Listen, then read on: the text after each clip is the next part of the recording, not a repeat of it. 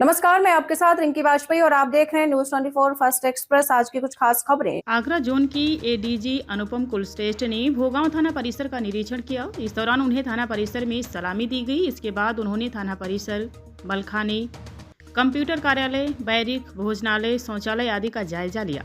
इस दौरान चेयरमैन नेहा तिवारी ने उन्हें प्रतीक चिन्ह देकर सम्मानित किया। वहीं नगर के सम्राट लोगों ने कहा कि प्रतीक चिन्ह देकर सम्मानित किया। इस अवसर पर थाना परिसर को प्रभारी निरीक्षक प्रदीप कुमार पांडे द्वारा दुल्हन की तरह सजाया गया। उन्होंने लोगों से संवाद करते हुए कहा कि पुलिस आम जनता के साथ मित्रता का व्यवहार कर रही है, जिससे प्रदेश में पुलिस की छवि और कानून व्यवस्था में सुधार आ रहा है।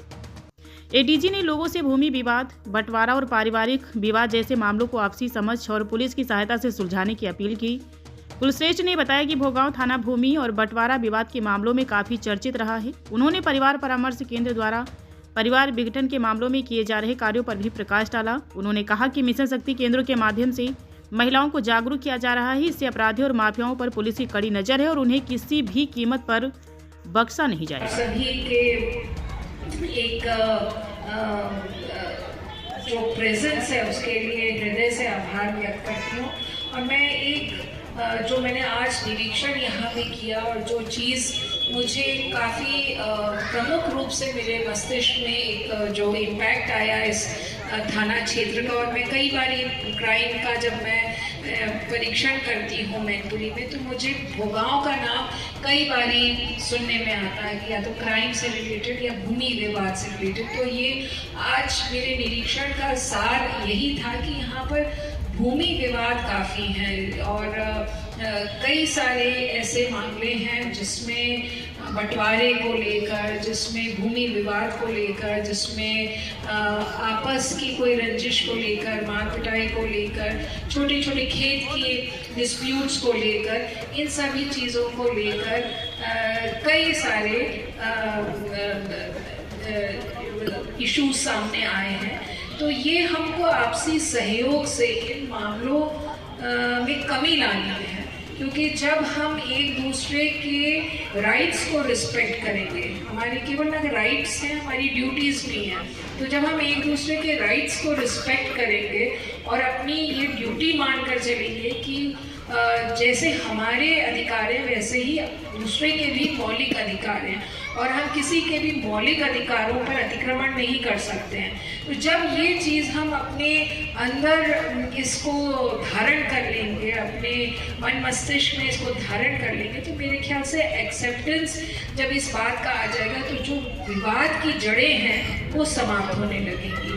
और आप सभी यहाँ पर संभ्रांत लोग हैं, तो मैं आपसे अपेक्षा करूँगी कि आपके समाज के, गांव देहात के जो लोग हैं उनमें आप रोल मॉडल्स के रूप में उतरें, पुलिस के सहयोगी बन के उतरें और उनको काउंसिल करें, उनको उनके बीच जो मतभेद हैं और जो वैमनस्यता है उसको दूर करने का प्रयास करें, ताकि इस क्षेत्र में जो थोड़ा सा भूमि विवादों से ग्रसित है उसमें कुछ साकार इम्प्रूवमेंट आए, ऐसी मैं अपेक्षा करती हूँ। बाकी आप सबका निश्चित रूप से यहाँ के थाना के साथ रैपो अच्छा होगा, और यदि कोई आप समझते हैं कि कोई यहाँ पर आपको किसी और चीज़ की आवश्यकता है या कोई सुधार की अपेक्षा रखते हैं, तो I am free to listen. आप ज़रूर बताइए।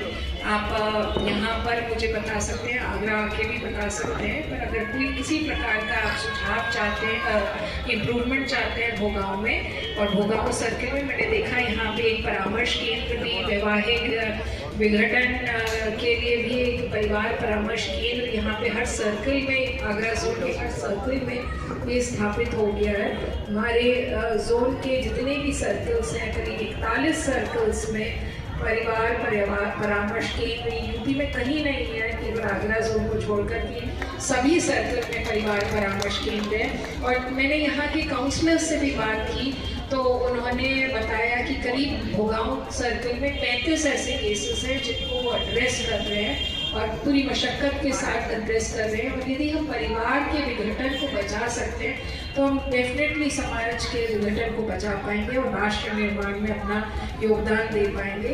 तो मेरी समझ से जो यहाँ पे मिशन शक्ति केंद्र की स्थापना हुई है, जो परिवार परामर्श केंद्र हुआ है, ये अपने में एक मील का पत्थर साबित होंगे आने वाले दिनों में। साइबर क्राइम पर भी हमने काफ़ी इम्प्रूवमेंट लाया है साइबर थाने में, और प्रत्येक थाने में साइबर सेल का गठन हुआ है।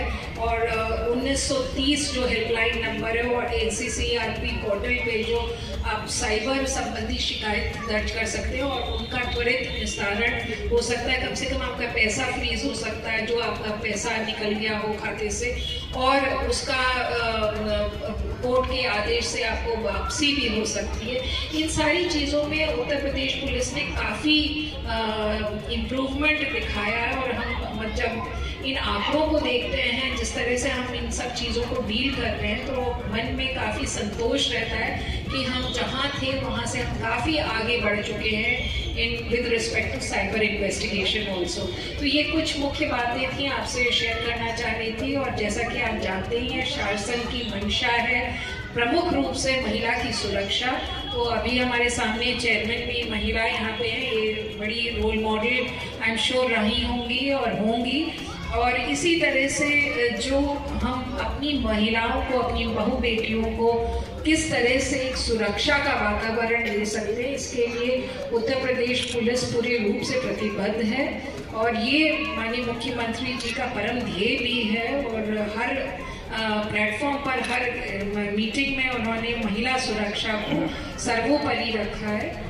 और क्राइम कंट्रोल और लॉ एंड ऑर्डर तो निसंदेह ये प्राथमिकता रहती है पुलिस की। तो इस सब में हम आपसे अपील करना चाहेंगे कि आपका सहयोग और पार्टिसिपेशन हमारे साथ भर सकते हैं। Thank you so much.